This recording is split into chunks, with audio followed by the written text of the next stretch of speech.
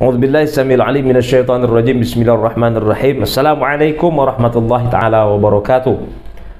Alhamdulillah wa syukran lillah. Wassalatu wassalamu ala Rasulillah Muhammad ibn Abdullah alladzi la nabiyya ba'dah, amma ba'du.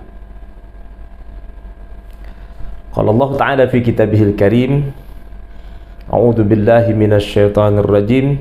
Bismillahirrahmanirrahim. Kuntum khaira ummatin ukhrijat linnas ta'muruna bil ma'ruf wa tanhauna 'anil munkar wa tu'minuna billah.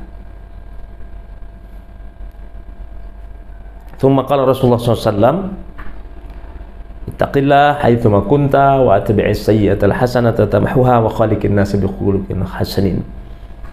Thumma qala aidan fi haditsin akhar, kullukum ra'in wa kullukum mas'ulun an ra'iyatihi. Shadaqallahul azim wa shadaqa rasulun nabiyul karim.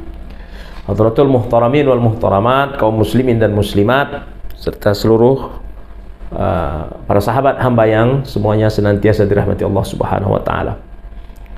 Pada kesempatan yang penuh berkah ini kita akan membahas tentang ada prinsip-prinsip ya di dalam kepemimpinan seorang pemimpin di dalam Islam ya. Yang rujukan kita ketika kita bicara tentang kepemimpinan di dalam Islam adalah rujukan utama kita adalah baginda Nabi besar Muhammad SAW. Beliau adalah seorang pemimpin yang ulung ya, tidak diragukan lagi ya. Maka banyak yang beliau ajarkan, banyak yang beliau telurkan kepada kita semua untuk kita mengikutinya. Laqad kana lakum fi Rasulillahi uswatun hasanah liman kana yarjullaha wal yawmal akhir wa dzakarallaha katsira. Sungguh telah ada di dalam diri baginda Rasulullah SAW suri tauladan yang baik. Allah yang katakan ini. Bagi mereka yang mengharapkan bertemu dengan Allah, bagi mereka yang mengharapkan rahmat Allah, bagi mereka yang mengharapkan kedatangan hari akhirat, dan bagi mereka yang selalu menyebut Allah, berzikir kepada Allah. Nah, jadi Rasulullah adalah orang yang menjadi suri tauladan yang terbaik bagi kita, khususnya juga dalam hal kepemimpinan.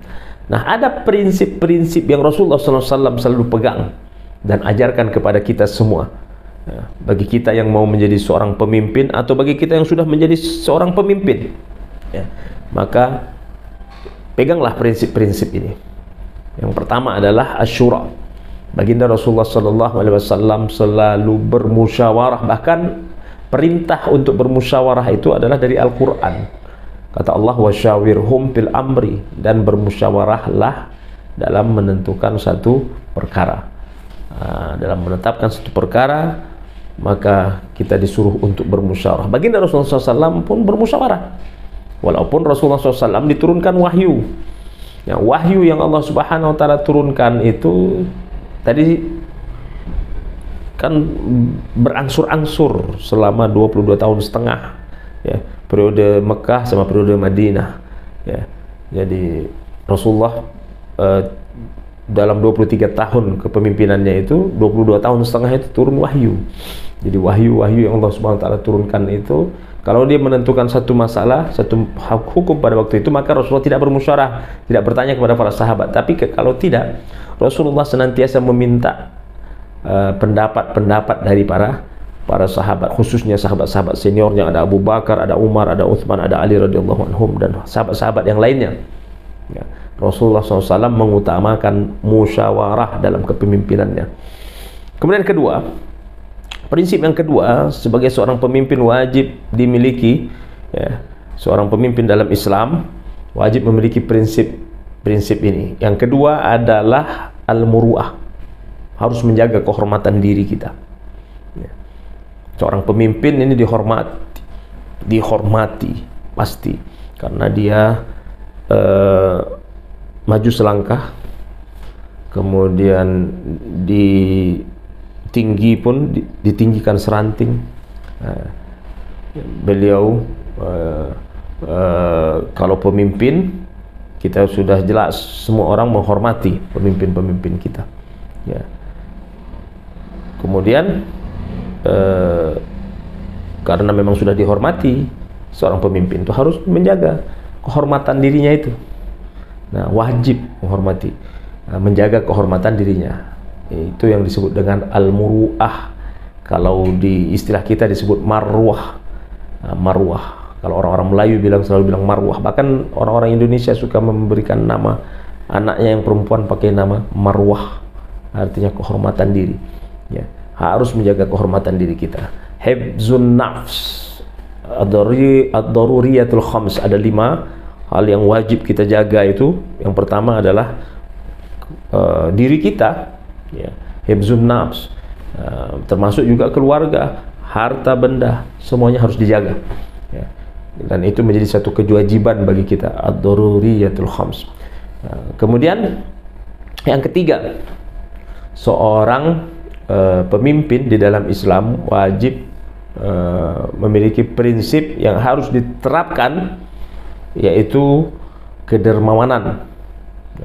Prinsip kedermawanan dan kemuliaan. Seorang pemimpin harus dermawan. Jangan pemimpin pelit.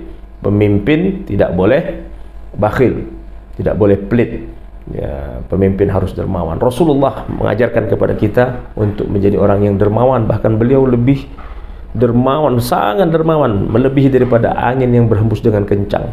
Angin itu ketika berhembus, semuanya dapat udara, tidak pandang bulu. Mau apa agamanya, mau Islam, mau Nasrani, mau Buddha, mau Hindu, mau Konghucu, semua agama, ketika ada angin kencang, semua dapat udara. Ya. Mau dia presiden, mau dia gubernur, mau dia menteri, mau dia wali kota, bupati, camat, mau rakyat biasa, semuanya dapat. Tetapi Rasulullah SAW kedermawanannya melebihi daripada angin yang berhembus dengan kencang ini. Siapa saja yang datang kepada Rasulullah minta, pasti Rasulullah berikan. Begitulah saking dermawannya bagi Rasulullah. Apalagi di bulan Ramadan, sangat melebihi tadi daripada bulan-bulan yang lainnya kedermawanannya bagi Rasulullah SAW. Nah, seorang pemimpin wajib memiliki prinsip kedermawanan, nah, supaya disayang oleh rakyatnya. Kemudian yang keempat, nah, pemimpin harus punya prinsip keberanian, harus berani, tapi beraninya dalam kebenaran, keberanian dalam kebenaran, ya, harus menjadi singa, ya. Seorang pemimpin harus menjadi singa, tetapi singa yang berani dalam benar, ya. Kalau tidak benar, maka bukan berani namanya, ya. Orang yang berani pada hakikatnya adalah orang yang berani dalam kebenaran. Nah, kemudian yang kelima, ya, seorang pemimpin harus jujur, as-sidqu. Kata Rasulullah, as-sidqu yahdi ilal bir, wal bir yahdi ilal jannah. Ya, kejujuran itu akan mengarahkan seseorang itu kepada kebaikan. Kebaikan-kebaikan itu pula akan mengarahkan seseorang itu menuju ke surga. Sebaliknya, al-kadhib, ya, bohong, dusta, itu juga akan mengarahkan seseorang untuk selalu berbuat yang tidak baik, berbuat keburukan, berbuat maksiat, berbuat kemungkaran. Nah, dan perbuatan-perbuatan buruk tadi itu juga akan senantiasa mengarahkan manusia itu akan menuju kepada neraka jahanam. Naudzubillah. Maka seorang pemimpin wajib jujur. Bahkan Rasulullah mengajarkan kita, ya, beliau itu dipanggil al-amin, ya, orang yang amanah, orang yang bertanggung jawab. Kenapa? Karena kejujurannya. Sebelum menjadi nabi saja sudah dipanggil al-amin. Kenapa? Karena kejujurannya, tak pernah berdusta, tak pernah membohong. Nah, kemudian yang keenam, al-intima, ya, al-intima atau berafiliasi. Nah, kata Allah, ya ayuhan nas inna khalaqnakum min dzakari wa untha wa ja'alnakum syu'uban wa qabaila lita'arafu inna akramakum indallahi atqakum. Hai manusia, kami jadikan kalian dari jenis laki-laki dan jenis perempuan, dan dari jenis laki-laki dan perempuan itu kami jadikan bersuku-suku dan berbangsa agar saling kenal mengenal. Sungguhnya yang paling mulia di antara kalian di sisiku adalah orang yang paling bertakwa di antara kalian. Nah, jadi walaupun kita dari suku ini menjadi seorang pemimpin, Ya, seperti Rasulullah dari Arab, dari suku Quraisy. Bukan berarti Rasulullah SAW dia ta'assub dengan sukunya, kemudian dia tidak memandang suku-suku yang lainnya. Ya, Rasulullah bahkan kita kenal ada seorang panglima perangnya dari Persia, namanya Salman Al-Farisi. Ya, begitu juga dengan kita sebagai seorang pemimpin. Ketika kita memimpin, kita harus tidak boleh ta'assub dengan suku kita. Mentang-mentang kita orang Melayu, maka orang-orang di sekitar kita semua orang Melayu, tidak. Ya. Malah Allah Subhanahu wa taala katakan inna akramakum indallahi atqakum. Yang paling mulia itu di sisi Allah Subhanahu wa taala adalah orang yang bertakwa, mau apapun sukunya. Nah, begitu. Kemudian yang ketujuh, optimisme. Seorang pemimpin wajib optimis. Optimis ini lawannya pesimis. Pesimis ini kata Allah, la tayasu min rahmatillah, la tayasu min rahmatillah, la tayasu min rahmatillah, la tayasu min rahmatillah. Jangan berputus asa dari rahmat Allah Subhanahu wa taala. Jadi orang yang optimis, orang yang punya pandangan ke depan, jauh ke depan. Orang yang optimis, dia adalah orang yang senantiasa husnuzon, orang yang senantiasa berpikir positif. Kebalikan dari optimis adalah pesimis, orang yang senantiasa suzon, negatif saja, pemikirannya negatif. Maka orang-orang yang seperti ini harus dijauhi. Kita harus menjadi orang yang optimis, punya visi misi, berpandangan jauh ke depan. Karena tujuan kita bukan hanya di dunia ini, tapi untuk menuju ke akhirat, ke kampung halaman nenek moyang kita di surga. Kemudian yang kedelapan, humor dan bercanda. Rasulullah SAW pun mengajarkan kepada kita, beliau adalah seorang yang humoris. Beliau adalah orang yang biasa pun bercanda, sama dengan kita. Ya. Rasulullah SAW adalah manusia biasa. Ya. Manusia biasa, tetapi Rasulullah bercanda. Humornya Rasulullah SAW itu, humornya tidak pernah berbohong. Humornya dalam benar. Ya, pernah seorang nenek-nenek datang bertanya kepada Rasulullah, apakah aku bisa masuk surga ya Rasulullah? Kata Rasulullah, tidak. Nenek itu pun terdiam, kemudian menangis, balik badan. Kemudian Rasulullah panggil, kata Rasulullah SAW, yang akan masuk surga nanti adalah anak muda.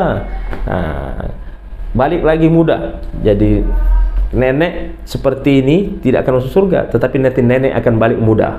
Subhanallah. Nah, bercanda tapi dalam benar. Kemudian yang kesembilan, seorang pemimpin harus punya prinsip mengenal tabiat masyarakat. Jangan sampai dia mentang-mentang dia tinggal di istana, tapi dia tidak tahu masyarakat yang tinggal di kolong jembatan, yang tinggal di rumah gubuk. Ya. Jangan sampai dia tidak tahu masyarakat yang tinggal di pedesaan, dia hanya tahu di perkotaan saja. Justru harus mengenal semua tabiat-tabiat masyarakat. Ini baru pemimpin yang hebat. Ya, pemimpin yang adil, bukan hanya adil terhadap memakmurkan ataupun terhadap dari sisi ekonomi, tetapi dari mengenal tabiat masyarakat pun harus adil. Subhanallah. Kemudian yang terakhir, seorang pemimpin harus mempersiapkan barisan yang kedua, yaitu generasi penerusnya. Jangan nanti sudah selesai jadi pemimpin baru mau mempersiapkan barisan kedua, tapi justru dari sekaranglah. Ya, ketika dia sedang memimpin, dia harus sudah mengkader generasi-generasi penerusnya. Anak-anak muda sudah harus dikader sama seorang pemimpin yang handal. Kenapa? Karena nanti ketika selesai dia tidak memimpin lagi, maka akan digantikan oleh generasi-generasi penerusnya. Demikian, semoga bermanfaat. Kalau mau jadi pemimpin, ikutilah 10 prinsip-prinsip yang wajib dimiliki oleh seorang pemimpin dalam Islam dan wajib juga diterapkan ketika dia memimpin. Kalau pepaya sudah dibelah, pasti sedap untuk dimakan.